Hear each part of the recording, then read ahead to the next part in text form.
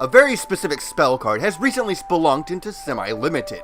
So, now that you can put 2 copies of this one spell card in your deck, what is it? And why should you care? Super Polymerization is a quick play spell card that simply reads, discard 1 card, fusion summon 1 fusion monster from your extra deck using monsters from either side of the field as fusion materials. Cards and effects cannot be activated in response to this card's activation. Let's break this down into a simpler view. Not only can you use your opponent's monsters to summon your own, but there isn't a damn thing they can do about it. Is your opponent playing a bunch of guard dragons? Just keep a World Chalice Guard Dragon Almarduke handy. Wait for them to get their 2 to 3 Link Dragons on board. 2 to 3 depending on if you have any links out, of course. Then just Super Poly them all away for your own Almarduke. Or let them go full ham and Super Poly a 5-headed dragon. But that's just getting too risky to be too greedy. One of the ways I've recently found fun in this newfound spell speed for Super Polymerization Splash Fest is with the Lair of Frog deck I originally copped off of good old Mr. Doug D. Zeef.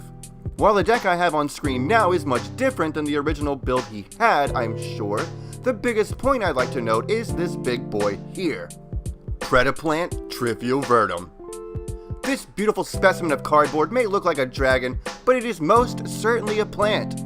It's a level 9 with 3000 attack and defense, with one of the most beautiful fusion requirements I've ever seen. Any 3 dark monsters on the field. Now, naturally, this is supposed to be ran in a Predaplant deck, and normally I'd leave it at that and call it a day. But with fusion summoning material targets being as generic as this, I can't help but immediately think, Lair of Darkness turns everything dark. This thing just needs any 3 dark monsters.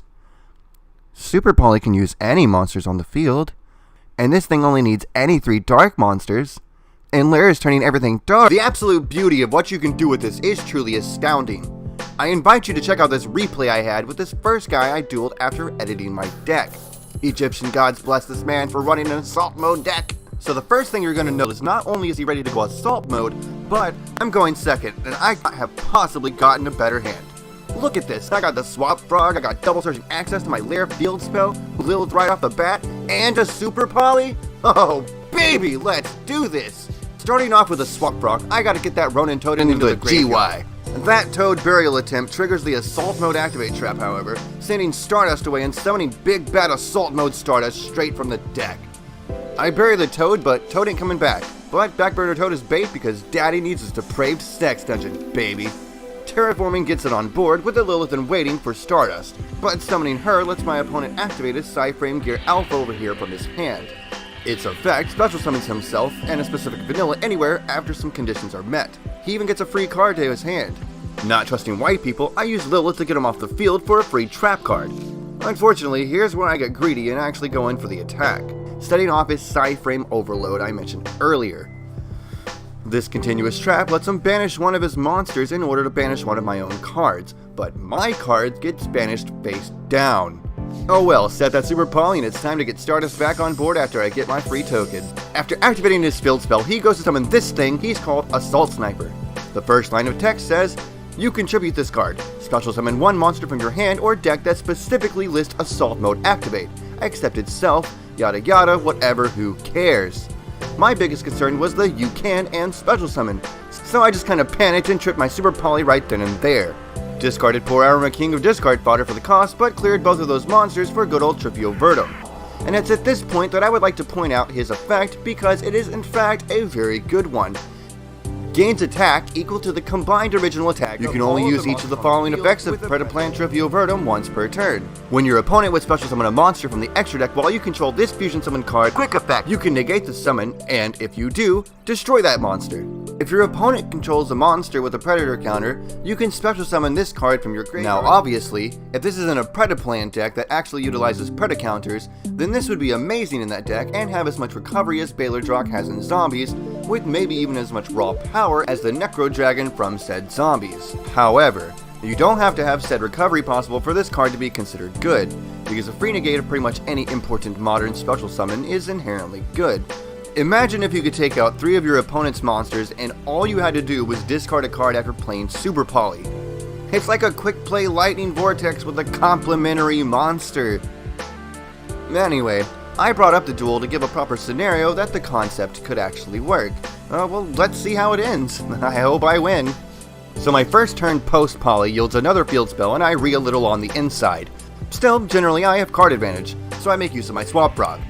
I send him to the hand for setup and deck then, but that triggers a Psyframe Gear Gamma, bringing itself to the field alongside, of course, the Vanilla.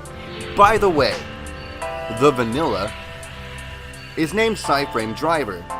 Anyway, the summons of those Psy guys sets off his field spell, but I'm already chaining Bottomless to banish the bastard.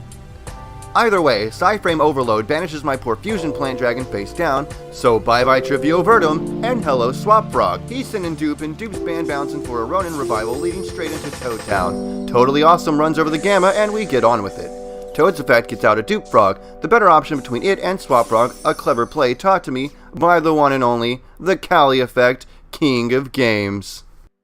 Really though, I love that man. He is so energetic and positive and just too strong. So good. Oh god, where was I? Right, Swap Frog. There's that. And Toad's out of ammo, so it's time to attack. We're gonna send these two first for a classic Landfullinkus. Toad going recycles Swap for another one on board as a normal summon, as well as sends the last Ronin Toad into the graveyard. Ronin comes back long enough to be sent away as the second Landfullinkus, and oh baby baby, Ronin again for some totally awesome action before going into the 3k beatstick with bonuses that is Mech Knight Crusadia Astrum. And let's get a Ronin for good measure. You never know when your opponent is going to try to pull a quick effect that needs to be negated with Toad.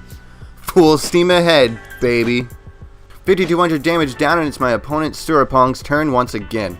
I also consider myself very lucky for being able to maintain advantage here when my only two backup cards are more copies of Lair of Darkness.